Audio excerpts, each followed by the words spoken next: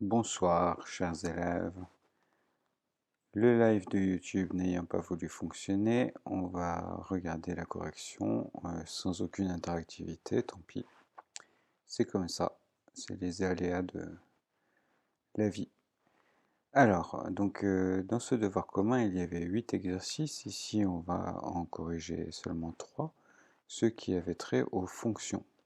Si vous le voulez, je ferai une autre vidéo pour donner la correction des exercices de probabilité et de trigonométrie. Pour l'instant, on va se concentrer sur cela. Donc le premier exercice, c'était, excusez-moi, c'était, on a donné une fonction f qui était définie par f de x égale ax au carré plus b sur 3x moins 2 et définie sur r moins 2 tiers, parce que vous voyez qu'en 2 tiers, quand x vaut 2 tiers, ce qu'on a en bas c'est 0, et donc on n'a pas le droit de parler d'un nombre divisé par 0. Donc pour cette raison, on retire 2 tiers du domaine de définition. A et B, ce sont deux nombres qui sont fixés pour le début de l'exercice et qu'on va ensuite choisir judicieusement à la fin de l'exercice.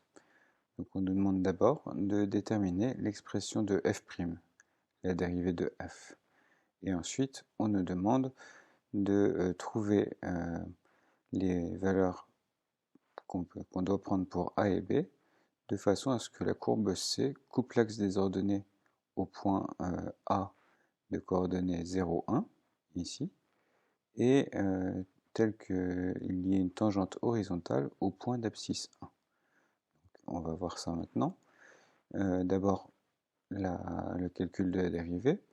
Eh bien, on a ici une forme U sur V, donc on a U en haut sur V, F est égal à U sur V, et on sait que quand on a une forme U sur V, pour la dérivée, on doit utiliser la formule qui est la suivante, f' de x, c'est U' fois V moins U fois V' divisé par V au carré.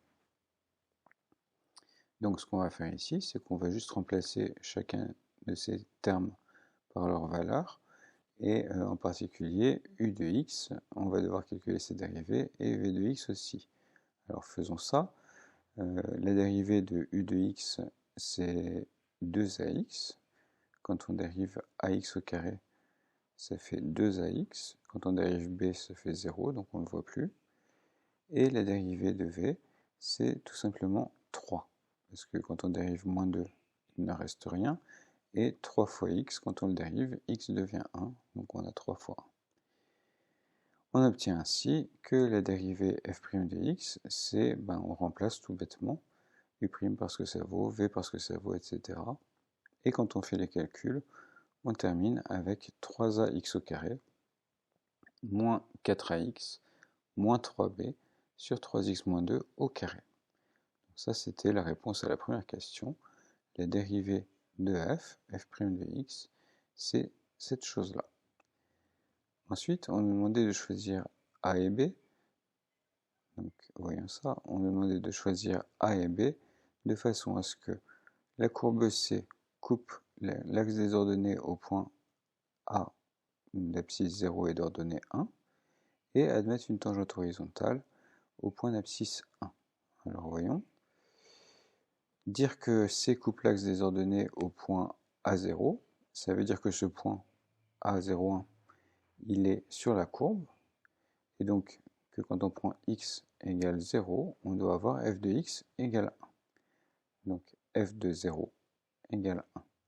Et dire que la tangente est horizontale au point d'abscisse 1, c'est dire quoi? C'est dire que la pente de la tangente, c'est 0, et elle est donc horizontale, et la pente de la tangente, on sait bien que c'est f'. C'est le nombre dérivé en 1. Donc f' de 1. Donc on a f' de 1 égale 0. Donc on va remplacer dans ce qu'on avait dans nos expressions. On a f de 0, c'est moins b sur 2, en remplaçant x par 0. Donc il faut que je vous rappelle ce que c'est que f. Donc ici, on remplace x par 0, on obtient moins b sur 2. Et quand on remplace, quand on calcule, on a calculé f' de 1. F' de 1, on a trouvé, j'aurais dû les remettre sur cette copie-là. F' de 1, on a trouvé que ça valait 3a, moins 4a, donc ça fait moins a, moins 3b, moins a moins 3b, sur 1 au carré. Donc ça fait en fait moins a moins 3b. Donc c'est ce qu'on a écrit ici. Et ça doit être égal à 0. Donc on en déduit quoi? On en déduit que d'abord b, il est égal à 2, à moins 2, pardon, puisqu'il faut que f de 0 soit égal à 1, et que a, il est égal à quoi? Il faut que ça ce soit égal à 0. Comme b vaut 2, ça fait que a doit être égal à 6. Voilà. Et maintenant, on peut vérifier sur un dessin. Maintenant qu'on connaît a et b, on peut tracer le graphe de la fonction f et vérifier qu'elle coupe bien l'axe des ordonnées en 0, 1 et que la tangente en 1 est nulle, est horizontale. Nous voyons ça. Ici, on a tracé le graphe de 6x au carré moins 2 sur 3x moins 2. On voit que cette fonction, elle n'est pas définie en 2 tiers. Ici, il y a un problème. La fonction est coupée et la valeur de f en 2 tiers n'existe pas. Ici, ça descend très très bas, ça va vers moins l'infini. Ici, ça monte très très haut, ça va vers plus l'infini. Ça, c'est le point interdit dans le domaine de définition, ici. Ensuite, on voit qu'en 1, la tangente qu'on obtient, elle est bien horizontale. C'est l'endroit où ce morceau de courbe atteint son minimum. C'est l'extrémum local ici, un minimum. Donc à cet endroit-là, la tangente est bien horizontale. Et on voit aussi que cette fonction, cette branche-là de la courbe, vient couper l'axe des ordonnées à la hauteur 1. Donc on a bien trouvé les bonnes valeurs. L'exercice 2 demandait d'étudier une fonction qui est f de x égale x au cube moins 2x. Donc il y a plusieurs questions. La première question, c'est de trouver l'équation de la tangente à la courbe C au point d'abscisse 1. Donc on va faire ça en premier. Ensuite, trouver trois réels tels que a, b et c, tels que x au cube moins 3x plus 2 est égal à x moins 1 fois cette chose-là. Alors cette question-là, on voit bien qu'elle tombe comme un cheveu dans la soupe. Elle n'a rien à faire là, a priori, parce que ce n'est pas la fonction qu'on est en train de regarder. Mais après, il y a une question qui s'ensuit et qui revient à C, à la courbe C et à la tangente T, étudier les positions relatives de C et de T. Donc, comme vous l'avez deviné, quand on a une question comme ça qui tombe du ciel, c'est pour nous aider dans la question suivante. Donc dans la question 3, on devra certainement utiliser la réponse à la question 2. Alors voyons ça. D'abord, on trace le graphe de la courbe. Quand vous aviez votre calculatrice, vous pouviez faire ça, et c'est même conseillé de faire ça en premier, puisqu'ici, on a la forme exacte de la fonction. C'est pas comme dans l'exercice 1 où on ne savait pas ce que valaient a et b. Ici, on sait exactement quelle est notre fonction, on peut directement la tracer. Et on voit que son allure, c'est celle-ci. Vous remarquez qu'elle passe par le point 0, c'est normal, si je fais x égale 0, je trouve 0.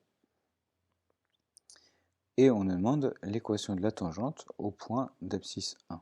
Donc on voit que cette tangente, elle va passer par un point ici, et elle va être comme ça. Donc coefficient directeur qui a l'air positif, et on va avoir y égale un nombre positif fois x, plus un nombre négatif. Voilà. Alors voyons ça, on va calculer, pardon. Donc on sait que, de manière générale, l'équation de la tangente à la courbe d'une fonction f en un point au point d'abscisse a, c'est y égale f' de a fois x moins a plus f de a. Donc ici, on a a égale 1, on connaît f, c'est pas très dur de trouver l'équation de cette tangente, il suffit de remplacer a par 1 et f par ce que ça nous donne. Donc f de 1, ici c'est 1 au cube moins 2 fois 1, qui fait moins 1, 1 moins 2. Et f' de 1, c'est 3 fois 1 au carré moins 2. Pourquoi? Parce que comme notre fonction c'est x au cube moins 2x, la fonction f, et bien la dérivée c'est 3x au carré moins 2. Donc on remplace x par 1 et on obtient ça. Finalement, on obtient l'équation de la tangente t, c'est y égale x moins 2. Pourquoi? Parce que f' de a vaut 1, comme on l'a dit, ici.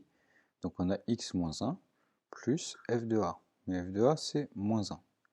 Donc ici, on a x moins 1, ça fait x moins 2. Donc ça, c'était la réponse à la question 2. À la question 1, pardon. Du coup, on peut maintenant tracer cette tangente et voir un petit peu ce que ça nous donne. Effectivement, comme on l'avait dit, le coefficient directeur est positif. On vient de calculer que c'était 1. Et elle passe par ce point-là. Donc l'ordonnée à l'origine, c'est moins 2. Donc on voit ici une courbe comme celle-ci. Alors on va passer à la question suivante qui demande d'identifier A, B et C, trois nombres réels A, B et C, tels que cette égalité ici soit vraie. Pour l'instant, on ne voit pas le rapport avec le reste des questions, mais on va le faire quand même puisqu'on nous le demande. Alors comment est-ce qu'on fait ça? Eh bien, on va tout simplement dire que si ça c'est vrai, alors quand on développe ici, eh bien on doit trouver la même chose à gauche et à droite. Donc développons, et on obtient quoi? On obtient que x au cube moins 3x plus 2, ça doit être égal à, eh bien quoi? On développe ça, donc il faut le faire, hein, et on trouve ax au cube plus b moins a fois x au carré, plus c moins b fois x moins c. Du coup, on a déduit que, eh bien, moins c, ça vaut 2, que a, c'est le coefficient de x au cube, ça vaut 1, ici le coefficient de x au cube c'est 1, que le coefficient de x au carré, si on regarde ici, il n'y en a pas, donc c'est 0, donc b est égal à a, et que le c moins b doit être égal à moins 3. Alors, on en déduit quoi? On en déduit que, comme on l'a dit, a vaut 1 et c vaut moins 2. Ça vient le a du coefficient dominant. Le moins 2 vient du fait que la constante ici, c'est moins c. Donc 2 égale moins c, c égale moins 2. Et puis on sait aussi que b est égal à a, donc est égal à 1. Donc on a trouvé a, b et c. Et on peut dire qu'on a l'égalité x au cube moins 3x plus 2 est égal à x moins 1 fois x au carré plus x moins 2. Alors remarquez qu'on pouvait deviner d'avance qu'on aurait une factorisation comme celle-ci, puisqu'on sait qu'à chaque fois qu'un polynôme a une racine, c'est-à-dire une valeur de x où le polynôme s'annule, eh bien on va pouvoir mettre x moins la racine en facteur. Ça c'est toujours vrai, et ici, vous voyez que quand on regarde x au cube moins 3x plus 2, si on remplace par 1, le nombre qui est ici, la racine, eh bien ça fait bien 1, moins 3 plus 2, ça fait 0. Donc tout ça est bien absolument compatible, et on va voir maintenant à quoi ça peut bien nous servir de savoir ça.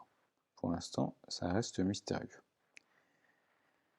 Donc on nous demande d'étudier la position relative de la courbe et de la droite t. Donc si je reviens au dessin ici, eh bien je vois qu'au voisinage du point qui nous intéresse, du point de contact ici, eh bien la courbe bleue, la droite, elle est sous la courbe rose. Qu'est-ce que ça veut dire? Ça veut dire que si je prends un x quelque part ici, disons celui-là, eh bien quand je calcule f de x, je trouve le point rose ici, et quand je calcule la valeur de l'équation de la tangente, je trouve ce point bleu. Donc f doit être plus grand que ce qu'on trouve que l'équation de la tangente. Voyons ça. Et encore une fois, je me suis trompé de bouton. Donc, on doit avoir que f de x ici, que vous voyez, f de x doit être plus grand que le x-2 de la tangente. Alors ça veut dire quoi? Ça veut dire qu'en fait, maintenant, ça c'est une équation, quand on la voit comme ça, on ne sait pas trop quoi en dire, mais a priori en tout cas, mais ce qu'on aime bien, c'est les inéquations où on a un 0 d'un côté. Donc on va faire passer le x-2 de l'autre côté. Et on obtient x au cube moins 3x plus 2, plus grand que 0. Cette chose-là, cette inégalité ici, c'est exactement la même que celle-là. Elles sont toutes les deux équivalentes. Ensuite, on utilise la question précédente. C'est de là que vient le x au cube moins 3x plus 2 qu'on avait dans la question précédente. Donc on le met sous la forme qu'on a trouvée, à savoir x moins 1 fois x au carré plus x moins 2. Et maintenant, on a un produit qui doit être plus grand que 0. Donc soit les deux termes sont positifs, soit les deux termes sont négatifs. Mais on remarque encore une chose, c'est que ici, une nouvelle fois, quand je remplace x par 1, eh bien j'obtiens 0 de ce côté, dans celui-ci, dans ce terme-là. Ça veut dire que je peux mettre encore x moins 1 en facteur dans ce terme-là. Et si je le fais, je vais trouver que en fait, ce terme qui est ici, c'est x moins 1 fois x plus 2. Alors on n'était pas obligé de le deviner, on pouvait calculer les racines, on aurait trouvé 1 et moins 2. Les racines de ce polynôme de degré 2. Donc ce qu'on a déduit, c'est quoi? C'est que ce nombre-là, eh bien quand on est proche du point d'abscisse 1, quand x est proche de 1, eh bien ça et ça, c'est le même nombre, donc quand on les multiplie l'un par l'autre, ça va être positif, et quand x est proche de 1, eh bien ça c'est proche de 3. Donc on voit ici, sur le dessin, on trouve bien ce qu'on a dit, que quand on est proche de ce point d'abscisse 1, eh bien la courbe rose est au-dessus de la courbe bleue. Donc c'est ça la position relative de la courbe par rapport à la tangente. Il faut répondre que la courbe est au-dessus de la tangente au voisinage du point d'abscisse 1. En fait, on a même un tout petit peu mieux ici, avec les calculs qu'on a fait. Ce qu'on voit, c'est que ça, ce sera positif, toujours, quelle que soit la valeur de x, ça c'est positif, éventuellement nul, mais positif. Et x plus 2, par contre, lui, non, il n'est pas toujours positif. Il est positif quand x est plus grand que moins 2. Donc, quand x est plus grand que moins 2, eh bien, la tangente, elle est sous la courbe. Par contre, quand x est plus petit que moins 2, la tangente, elle est au-dessus de la courbe. C'est bien ce qu'on voit sur le dessin ici. Quand x est plus grand que moins 2, la droite bleue est sous la courbe rose, tandis que quand x est plus petit que moins 2, de ce côté-là, eh bien c'est la courbe bleue cette fois-ci qui est au-dessus et la courbe rose en dessous. Ça, c'était pas demandé. Alors, ensuite, on avait un exercice 5 avec un boulet de canon. Donc ça, c'est un exercice typique sur les polynômes du second degré. D'ailleurs, on l'a déjà fait au moins 2 fois. Donc on nous dit ici qu'on a un boulet de canon qui est envoyé par un canon, évidemment, et que l'altitude en mètres du boulet, en fonction du temps en secondes, est donnée par cette formule. A de t, c'est moins t au carré, plus 14t, plus 15. Vous voyez qu'au temps t égale 0, eh bien on trouve que A de t vaut 15. Ça veut dire que le canon, il est sur un promontoire, et que quand le boulet part, eh bien il est déjà à une altitude de 15 mètres. La question numéro 1, c'est au bout de combien de temps le boulet retombera-t-il au sol? Altitude 0 mètres. Bon. Quelle sera l'altitude maximale atteinte par le boulet? Deuxième question. Et troisième question, combien de temps le boulet restera-t-il à une altitude supérieure ou égale à 28 mètres? Alors une nouvelle fois, ici on a l'équation exacte, on a la formule exacte pour A de t. On peut faire tracer le graphique sur notre calculatrice. Si on le fait, voilà ce qu'on va trouver. Une courbe comme celle-ci. Et ici, contrairement à ce qu'on voit sur la calculatrice, j'ai pas mis les graduations. Ça laisse un petit peu de suspense pour la suite de l'exercice. Mais si vous avez tracé le graphe, ici, sur votre calculatrice, vous pouvez trouver directement quelle est l'abscisse de ce point et lire l'abscisse de celui-ci et de celui-là. Ce qui va nous donner des bonnes indications pour la suite. Mais pour l'instant, on va faire comme si on ne savait rien. C'est quoi cette droite qui est ici? C'est la droite y égale 28. Alors que la courbe rose, c'est y égale a de t. Ah, d'ailleurs, j'aurais dû mettre un t ici. Bon. Donc, la courbe rose, c'est y égale a de t. La courbe bleue, la droite bleue, c'est y égale 28. Donc, le point ici, c'est le moment où le boulet atteint la hauteur 28 mètres. Après, il monte encore, et puis au bout d'un moment, il se met à redescendre. Il est toujours au-dessus de 28 mètres ici. Il descend, et là, il repasse à la hauteur 28 mètres, et il descend encore, et boum, il tombe par terre. Donc, première question, il faut trouver quand il tombe par terre. Deuxième question, il faut trouver quand il atteint le sommet, ici.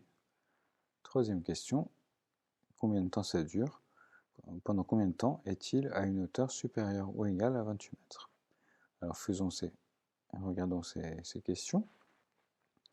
La première, c'est donc, lorsque le boulet retombe au sol, on doit avoir A de t égale 0. Bah oui, c'est ça que ça veut dire, retomber au sol, c'est être d'altitude 0. Donc on doit avoir A de t égale 0, ce qui nous dit qu'on doit chercher les solutions de cette équation-là, puisque ça c'est A de t. On va chercher pour quel t on a A de t égale 0. Ben ça c'est un polynôme de degré 2, une fonction polynomiale de degré 2, une fonction polynôme de degré 2, comme on dit parfois, et on sait bien comment faire pour trouver les solutions de cette équation. On calcule le discriminant. Delta égale b au carré moins 4ac, vous connaissez tous ça très bien. On remplace b par sa valeur, on remplace a par sa valeur, on remplace c par sa valeur, et on trouve exactement 256.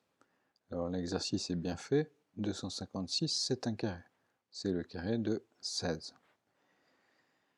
En tout cas, ce qu'on voit, c'est que le déterminant est strictement positif, ce qui veut dire qu'on va avoir deux racines, exactement deux solutions. La première, on le sait, c'est donné par la formule moins b moins racine de delta sur 2a, tandis que la deuxième est donnée par moins b plus racine de delta sur 2a. Donc racine de delta, on a dit que c'était 16, et du coup, on va trouver quoi? On va trouver que la première des solutions, c'est t égale 15, et la deuxième des solutions, c'est t égale moins 1. Donc, cette courbe rose, elle passe deux fois par 0, une fois en moins 1 et une fois en 15. Mais bien sûr, le moins 1 ne nous intéresse pas, puisque le boulet part au temps 0, et le temps ne va pas revenir à rebours. Donc on est sûr que le moment où ça va retomber par terre, ce sera un t positif. Ça ne peut pas être moins 1, donc c'est l'autre, c'est 15. Le boulet retombera donc au bout de 15 secondes. Ça, c'était la réponse à la première question de cet exercice 5. Maintenant, on va regarder la deuxième. Il s'agit cette fois-ci de trouver à quel moment le boulet atteint le sommet de sa trajectoire. Donc on peut ici utiliser deux méthodes, puisque la trajectoire de notre boulet, c'est une parabole. Donc pour les paraboles, on sait bien comment faire pour trouver le sommet de la parabole. On a vu ça au début de l'année. On a une formule qui dit que ce sommet, il est atteint au point d'abscisse moins b sur 2a. On pourra regarder ça après, mais pour l'instant, on va utiliser une autre méthode plus récente par rapport à nos apprentissages, c'est en calculant la dérivée de la fonction a. Et oui, le sommet, si on regarde la fonction, le sommet, c'est un endroit où la tangente est horizontale, c'est un maximum local. Donc à cet endroit-là, la dérivée doit valoir 0. Donc on calcule la dérivée et on cherche les endroits où elle vaut 0 et on essaie d'identifier parmi ces endroits lequel est celui-là. Il se trouve qu'ici, on est dans une situation suffisamment simple pour qu'il n'y ait qu'une seule solution. On va voir ça. Donc, la dérivée ici, a' de t, quand on la calcule, on trouve moins de t plus 14. Et ben ça égale à 0, ça a une seule solution, et cette solution, c'est t égale 7. Donc on sait que le boulet atteindra l'altitude maximale au temps t égale 7. Et quelle sera cette altitude maximale? Eh bien, il faut calculer a de 7. Et a de 7, on trouve que ça vaut 64. Donc le boulet montera jusqu'à une altitude de 64 mètres en 7 secondes, et ensuite il se mettra à redescendre. Et on sait qu'il tombe au bout de 15 secondes, donc en fait sa chute durera 8 secondes. La question 3, c'était combien de temps le boulet passe-t-il à une altitude supérieure ou égale à 28 mètres? Alors ici, on a dit tout à l'heure, on va de nouveau revenir au dessin, on a dit 28 mètres, c'est la droite bleue ici. Il faut chercher à quel moment ça traverse ici, à quel moment ça traverse là, et pendant tout ce temps-là, eh bien, le boulet est resté à une altitude supérieure ou égale à 28 mètres. Avant, il était trop bas, après, il est trop bas, et entre ce moment-là et ce moment-là, eh bien, le boulet, il est à une hauteur supérieure ou égale à 28. Donc on va chercher l'intersection de cette droite bleue et de cette courbe rose. Alors voyons ça.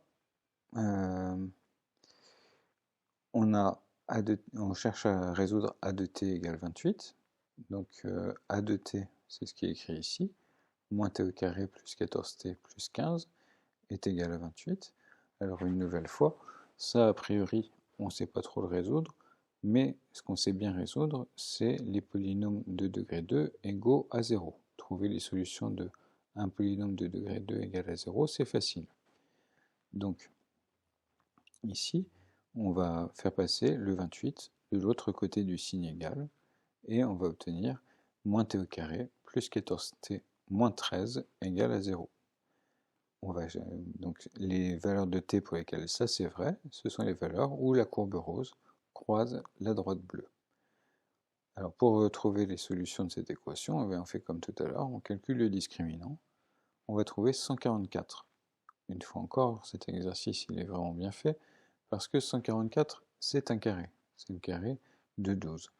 Donc on va trouver deux solutions, deux racines, qui sont moins 14 moins 12 sur moins 2, ça fait 13, et moins 14 plus 12 sur moins 2 qui fait 1.